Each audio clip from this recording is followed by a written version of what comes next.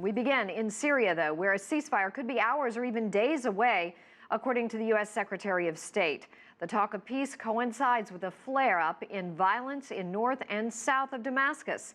CCTV's Jim Spellman is here with more on this. To get the ceasefire going, the Americans will have to bring along the Saudis and other regional partners. The Russians will have to bring along the Syrians and the Iranians. Very complicated, but it sounds like finally these ceasefire talks may have made some serious progress. A ceasefire in Syria could be hours or days away, according to the U.S. Secretary of State John Kerry. We are, in fact, making progress even as I stand here today. There is aid now getting through. The modalities for a cessation of hostilities are now being completed. In fact, we are closer to a ceasefire today than we have been.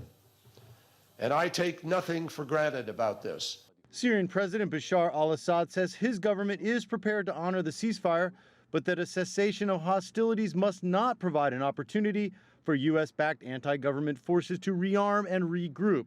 He says the ceasefire should be part of a larger effort to improve conditions in Syria and stop the flow of refugees.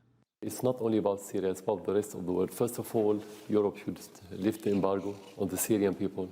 Not the Syrian. They don't make embargo on the Syrian government. It's again the Syrian people. Second, Turkey should stop sending terrorists to Syria. Third, as a government, we have to fight the terrorists, definitely. And we have to keep the living moving forward by any means in order to allow the Syrians to stay in their country. Kerry expects the U.S. President Barack Obama and Russian President Vladimir Putin to speak on the phone soon to finalize terms of the ceasefire. Meanwhile, some food is getting through to towns ravaged by the war. This is the first convoy since July 2014, and the World Food Programme is now providing family rations for all the 45,000 citizens that are remaining here. But even as ceasefire talks intensify, the fighting continues. Weekend bombings in homes in Damascus killed dozens and wounded even more. ISIL has claimed credit for those attacks. The planned ceasefire does not include ISIL or other jihadist groups like al-Nusra Front, so it's unlikely the violence in Syria will stop entirely anytime soon, even if this ceasefire goes into effect.